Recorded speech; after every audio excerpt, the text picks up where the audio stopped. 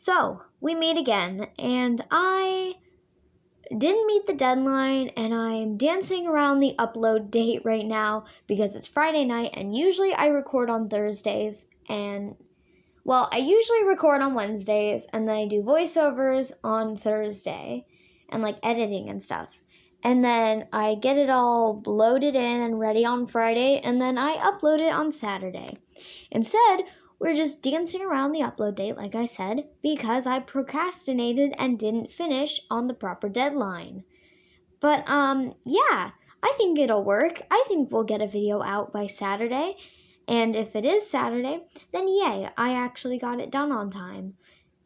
Sorry about my really weird, awkward hand positions. Those just happen sometimes. Anyway, back to the video.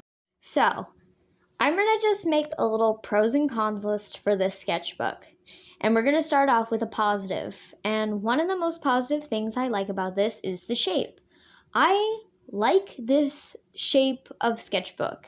And to combat that, I'm going to give it a con and say that the paper quality was absolute trash. And it smeared my pencils really, really bad and was just overall not very good.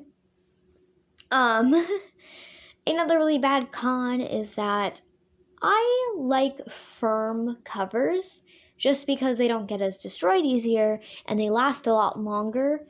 So I was a bit unhappy that it was very, very firm.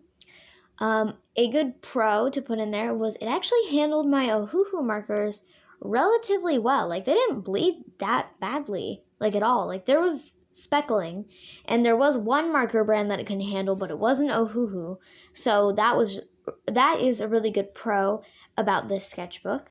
If you're interested in this sketchbook, which I wouldn't recommend it to you if you do pretty much anything, it was at Hobby Lobby, ?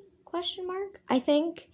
All these craft stores state that they have the best sketchbooks, and to be honest, the best sketchbooks I've ever had usually come from Barnes & Nobles, which is a bookstore, if you don't know what it is.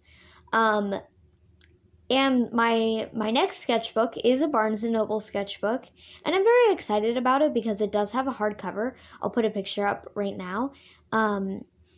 And I don't know, they're just a random brand that is usually at Barnes & Nobles that I purchase every once in a while when they have the size I want. Unfortunately, I have not seen a square I have not seen a square version of their sketchbooks yet, which is a little unfortunate because I would really love a hardcover square. But I guess if I'm going to ever get one, I think I'm going to try one that is more storybook bound than notebook bound. Basically a normal ordinary book instead of with the wire binding. Just because I think it would be an interesting test. Because I would really like to do spreads that are more connected. But with the interesting shape sketchbooks I've had in the past, I'm not a big fan of big ones just because I like sketching in something that's smaller and much more compact and easier to take around places. Speaking of taking around places, I didn't really bring this sketchbook anywhere. I would like to be one of those people that constantly brings sketchbooks, but I usually bring notebooks just because my sketchbooks have been so big lately. They don't fit in my favorite traveling bags, so I don't usually bring them around. But I do take paper from other notebooks that usually do travel places, like to friends' houses, to the store, or just in the car in general. And then those get put into the sketchbook. So technically, a lot of the sketchbooks have traveled just in very, very small pieces. So along with traveling and stuff, I wanted to talk about fan art. I did and didn't do a lot of fan art. I did a Anya fan art for Spy X Family. I did a Toilet Bound Hanaku-kun fan art. I did... I don't know if I did any more. I know I did a few Pokemon ones, but I cannot remember. I'm trying to think. But I didn't... I'm trying to get into the groove of drawing more fan art because I would love to show that I have a passion for a specific show. The problem is that I just I don't know. I guess I just don't really like drawing fan art very much, and that's okay, but I would definitely like to improve on that and draw more fan art, specifically learning to draw more fan art of people. Oh, I did draw a Hunger Games fan art when we watched the movie for the first time in a long time, and I don't it's okay. My fan art, usually I don't pause stuff to look at the specific character. Usually I look up and have to wait a good like 2 minutes until the character pops back on screen and I can get whatever detail I was missing from that drawing. So it's a little bit difficult. I can speak too. But I do remember specifically with the Toilet Bound Hanaku-kun, I did pause that one because I was watching it by myself. But the Anya one I was watching with my brother, and then the Hunger Games one I was watching with my family. So I wasn't going to be like, hey, can we pause it just so I can draw one character? Because that's kind of rude, you're destroying your bonding time. But I do think I need to get into doing more fan art, and like I did do prompts for one of the pages, and I would like to get better at prompts too. And I did draw more than just girls. I did try drawing some male bodies, so I guess I did do something really well. So now I guess we're just going over the different things that I did in the sketchbook. And beside boys and all that lovely stuff, I did get around to doing backgrounds. Not a lot, but I do have very vivid memories of doing quite a few. I even tried a little bit of like actually doing all those little lines. I might be able to pop a little picture up on screen that has like all those like set in dimensional lines, and I was watching someone who was explaining more about it. I'm still a little confused on it, and I need to do my own research, but I did learn a little bit about drawing like that, like how shapes do it, and I also learned I need to actually use a ruler while doing that because my lines are not always, perfectly straight. I can't make my hand make perfectly straight lines. So it does take a little bit of getting used to drawing in the weird shapes. But I'm excited to learn how to draw buildings and backgrounds and stuff because I would like to draw my characters interacting with the world more than just, basic blank white backgrounds. But, it takes a little while. So one thing I noticed while redrawing the actual image that you're seeing is if you didn't notice, there was a sketch underneath the sketch that you saw at the beginning of the video. And I didn't like the first one. I did, so I ended up erasing it, and it's not as obvious now, but I still didn't like the way that my second sketch turned out, but I hated it less, so I was just like, I'm done with the sketchbook. I don't want to worry about the sketchbook. I don't want to have this thing for more than 2 months. I'm just going to get it over with. I'm just going to finish the background because I don't really have to look at this again until like a sketchbook tour or something.